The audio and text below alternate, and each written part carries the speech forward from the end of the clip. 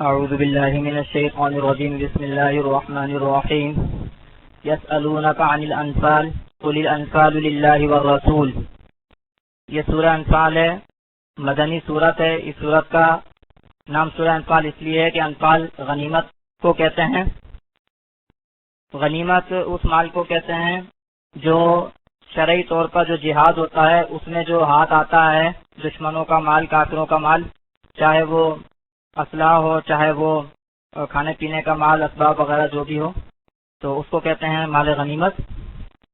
تو غزوہ بدر میں یہ معاملہ درپیش ہوا تھا، یہ سوال پیش آیا تھا، اور کچھ صحابہ کرام نے اس سلسلے میں کچھ تھوڑا اختلاف بھی ہوا تھا رائے کا، کہ مثال کے طور پر جو جوان تھے انہوں نے یہ کہا کہ بھئی ہماری قوت سے جو ہے وہ فتح ہوئی ہے، مال غنیمت ہاتھ آیا ہے، اس لیے ہمارے کو حصہ ملنا چاہیے، مال غنیمت میں ہمارا ہونا چاہیے۔ اور جو کچھ تھوڑے عمر رسیدہ تھے انہوں نے یہ کہا کہ بھئی ہم بھی تمہاری کچھ پناہی پر تھے، ہم نے تمہارے کو قوت فراہم کی تھی، تو ہمارا حصہ ہونا چاہیے مال غنیمت میں۔ تو اس طرح مختلف لوگوں کی مختلف رائے تھیں۔ اور غزوہ بدر سے متعلق آگے اس میں سارا تفصیل کے ساتھ آ رہا ہے، اس کو بھی میں بیان کر دوں گا۔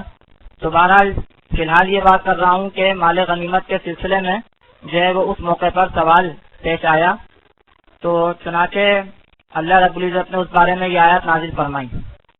تو فرمایا کہ یسألونک عن الانفال، وہ پوچھتے ہیں آپ سے مال غنیمت کے بارے میں۔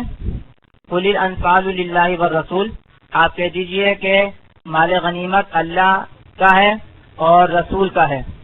یعنی گویا اللہ رب العزت نے یہاں پر بنیادی طور پر یہ بات بتا دی کہ جہاد جو ہوتا ہے وہ اللہ کے لیے ہوتا ہے اور اللہ کی مدد سے ہی کامیاب ہوتا ہے۔ جہاد جو ہے وہ اللہ کی رضا کے لیے ہوتا ہے، اعلاء کلمت اللہ کے لیے ہوتا ہے، اللہ کے دین کی سربلندی کے لیے ہوتا ہے، اور اللہ ہی کی مدد سے کامیاب ہوتا ہے، رسول کی مدد سے کامیاب ہوتا ہے۔ رسول اس میں حصہ لے رہا تھا، رسول اس میں اس کی سرپرستی کر رہا تھا، رسول اس کا ستر سالار کا امیر تھا۔ تو اس لیے صحیح معنی میں جو مستحق اور حقدار ہیں وہ تو اللہ اور اس کے رسول ہیں۔ اب جب اللہ اور اس کے رسول اس کے حقدار ہیں تو اللہ اور اس کے رسول ہی بتائیں گے کہ کس طرح تقسیم کرنا ہے۔ اب وہ کس طرح تقسیم کرنا ہے اس کی تفصیل جو ہے وہ آگے آئے گی۔ تو یہاں پر یہ بات واضح کر دی کہ جو جوان ہیں وہ یہ نہ سمجھیں کہ جی ہماری قوت سے جو ہے وہ فتح حاصل ہوئی ہے، مال غنیمت حاصل ہوا ہے تو ہمارا ہے۔ عمر رسیدہ یہ نہیں سمجھیں کہ جی ہم نے کچھ پناہی فراہم کی تھی تو ہمارا ہے، بلکہ اللہ کا ہے اور اللہ کے رسول کا ہے، اس لیے کہ اللہ تعالیٰ کی مدد سے اور رسول کی سرپرستی سے یہ کامیابی حاصل ہوئی ہے۔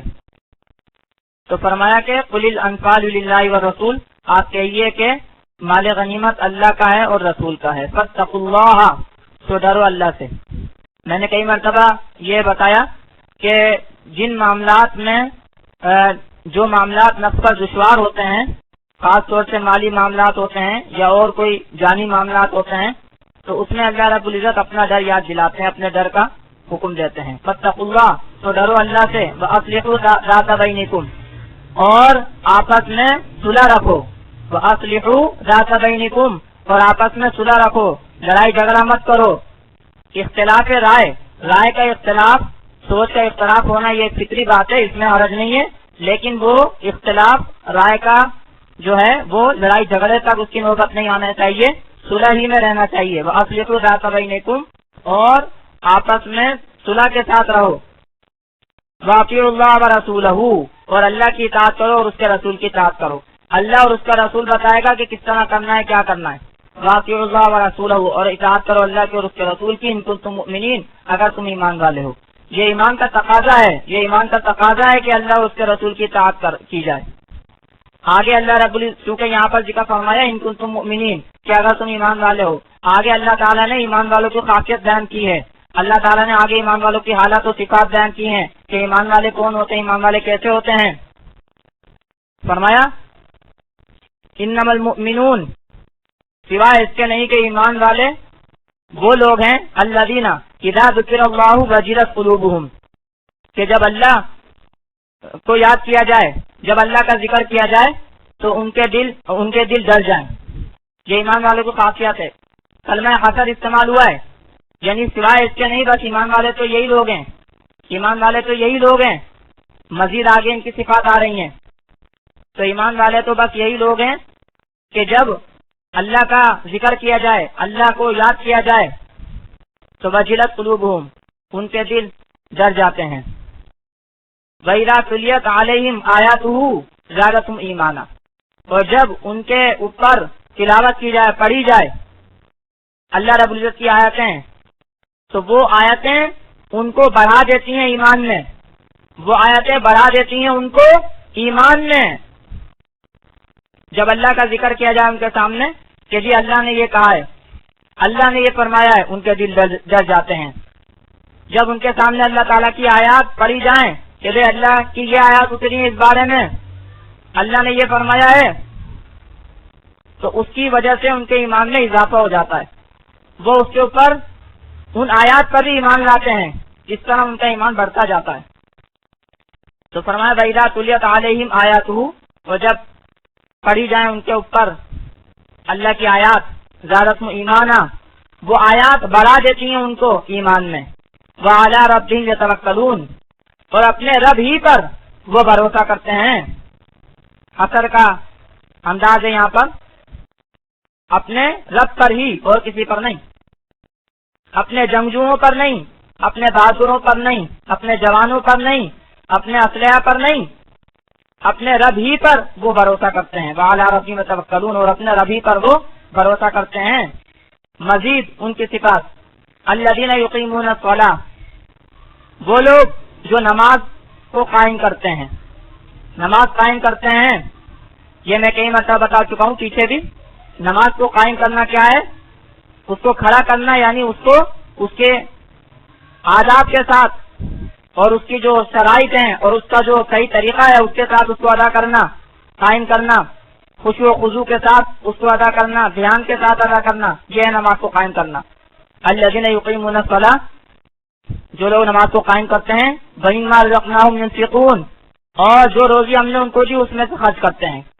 گویا یہاں پر مالی عبادت بھی بتا دی اور بدنی عبادت بھی بتا دی۔ نماز کو قائم کرتے ہیں، بدنی عبادت بتا دی، اور جو ہم نے روزی دی اس میں سے خرچ کرتے ہیں تو مالی عبادت بتا دی۔ اب وہ زکوٰۃ کے طور پر ہو، صدقات کے طور پر ہو، تو وَمِمَّا رَزَقْنَاهُمْ، اور جو ہم نے ان کو روزی دی اس میں سے خرچ کرتے ہیں۔ أُولَٰئِکَ هُمُ الْمُؤْمِنُونَ حَقًّا، یہی لوگ ایمان والے ہیں پکے طور پر، حق سچے طور پر، یہی لوگ سچ مچ کے ایمان والے ہیں، پکے ایمان والے ہیں یہی لوگ۔ أُولَٰئِکَ هُمُ الْمُؤْمِنُونَ، تاکیدی الفاظ ہیں۔ لَهُمْ دَرَجَاتٌ عِندَ رَبِّهِمْ، جب یہ ایمان والے ہیں تو ان کے لیے بدلہ کیا ہے؟ جب یہ ایمان والے ہیں تو بدلہ کیا ہے؟ ان کی جزا کیا ہے؟ لَهُمْ دَرَجَاتٌ عِندَ رَبِّهِمْ، ان کے لیے درجے ہیں ان کے رب کے پاس۔ وَمَغْفِرَةٌ، اور گناہوں سے بخشش ہے، گناہوں کا ڈھانپنا ہے۔ وَرِزْقٌ کریم، اور عزت والی روزی ہے۔ مرتبے ہیں اللہ کے یہاں، بلند مرتبے ہیں اللہ کے یہاں، اور گناہوں کی بخشش ہے، خطاؤں کی بخشش ہے۔ گناہ ان کے ڈھانپ دیے جائیں گے، جب گناہ ڈھانپ دیے گئے تو جہنم سے بچ گئے، عذاب سے بچ گئے۔ ورزق کریم، اور عزت والی روزی۔ یہاں دنیا میں تو جو روزی ملتی ہے، یہاں دنیا میں جو روزی ملتی ہے محنت مشقت کے ساتھ ملتی ہے، تکلیف کے ساتھ ملتی ہے، دوسرے کے سامنے جھکنا پڑتا ہے جب ملتی ہے، وہاں پر ایسی روزی نہیں ہوگی۔ عزت کے ساتھ، سہولت کے ساتھ روزی دیں گے اللہ تعالیٰ، ورزق کریم اور عزت والی روزی۔ آگے فرماتے ہیں، غزوہ بدر کا ذکر فرماتے ہیں، کما اخرجک ربک من بیتک بالحق، جیسے کہ نکالا تجھ کو تیرے رب نے تیرے گھر سے حق کے ساتھ۔ اس کا تعلق پیچھے کے ساتھ ہے، یعنی یہ جو مال غنیمت ہے یہ اللہ ہی کا ہے اور رسول کا ہے، تو یہ ایسا ہی ہے جیسے کہ تیرے رب نے ہی تجھ کو نکالا۔ جس طرح مال غنیمت اللہ کا ہے اور رسول کا ہے، تو یہ ایسے ہی ہے جیسے کہ تیرے رب نے تجھ کو نکالا. یہ سبب کے انداز پر بھی ہے کہ یعنی مال غنیمت اللہ اور اس کے رسول کا کیوں ہے؟ کیونکہ تیرے رب نے تجھ کو نکالا حق کے ساتھ، اور تیرے رب نے تجھ کو فتح و کامیابی سے نوازا. تو فرمایا کما اخرجک ربک من بیتک بالحق، جیسے کہ نکالا، جس طرح نکالا تجھ کو تیرے رب نے من بیتک تیرے گھر سے بالحق حق کے ساتھ. وَإِنَّ فَرِيقًا مِّنَ الْمُؤْمِنِينَ لَكَارِهُونَ، اور تحقیق ایمان والوں کا ایک گروہ ضرور ناخوش تھے، ناگواری رکھتے تھے، ناخوش تھے وہ. یہ بات سمجھ لیں کہ مکہ میں مسلمانوں کو، ایمان والوں کو، حضور صلی اللہ علیہ وسلم کو بہت مشقتیں، سختیاں، تکلیف، مظالم جو ہے وہ کافروں کی طرف سے پہنچتے تھے، اور اس وقت صبر کا حکم تھا. مدینے میں آ کر آیت نازل ہوئی اذن للذین یقاتلون بأنہم ظلموا، اذن للذین یقاتلون بأنہم ظلموا، کہ اجازت دی گئی ان لوگوں سے لڑنے کی جو ہے لڑتے ہیں، بأنہم ظلموا، اس وجہ سے کہ ان کے اوپر ظلم کیا گیا. اذن للذین یقاتلون بأنہم ظلموا، جن لوگوں سے لڑائی کی گئی ان لوگوں کو اجازت دے دی گئی اس وجہ سے کہ ان کے ساتھ ظلم کیا گیا. تو مدینے میں آ کر حضور صلی اللہ علیہ وسلم اور ایمان والوں کو جہاد کی اجازت دے دی گئی.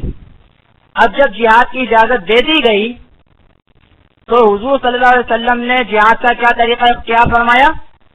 گوریلا جہاد، گوریلا جنگ. یعنی کافروں کے جو قافلے وغیرہ گزرتے تھے، تجارتی قافلے گزرتے تھے، تو ان کے اوپر حملہ کرتے تھے ایمان والے و مسلمان. حضور صلی اللہ علیہ وسلم ان کے اوپر حملہ کرنے کے لیے بھیجتے تھے. یہ جہاد ہی کا حصہ تھا، کیونکہ جہاد کی اجازت مل چکی تھی. اور اس کی مختصراً وجہ میں نے ابھی بتائی آپ کو کہ مکہ میں ان کے اوپر بہت جو ہے وہ سختیاں اور مظالم بڑھتے گئے تھے، اور مدینے میں آنے کے بعد بھی مکہ والے مسلسل سازشوں میں مصروف رہتے تھے، ان کی طرف سے خطرات تھے. اس لیے جہاد کی اجازت دی گئی، اور اس جہاد کی اجازت کی وجہ سے حضور صلی اللہ علیہ وسلم نے جو پلاننگ کی اور جو طریقہ کار اختیار کیا وہ گوریلا جنگ کا، یعنی ٹکڑیوں کو بھیجتے، کچھ صحابہ کرام کو بھیجتے ان کے قافلوں پر حملہ کرنے کے لیے. تو یہ جو تجارتی قافلے پر جو حملہ کرنا ہوتا تھا، تو یہ اس اعتبار سے جہاد ہی کا حصہ تھا، کیونکہ یہ کافروں کی قوت کو توڑنے کے لیے، کافروں کی مالی قوت کو توڑنے کے لیے، ان کو کمزور کرنے کے لیے ہوتا تھا. جہاد جو ہوتا ہے بنیادی طور پر ظاہر سی بات ہے کہ جانی قوت کو بھی توڑنا ہوتا ہے اور مالی قوت کو بھی توڑنا ہوتا ہے. جہاد میں کیا ہوتا ہے؟ مالی قوت کو بھی توڑنا ہوتا ہے اور بدنی قوت کو بھی توڑنا ہوتا ہے.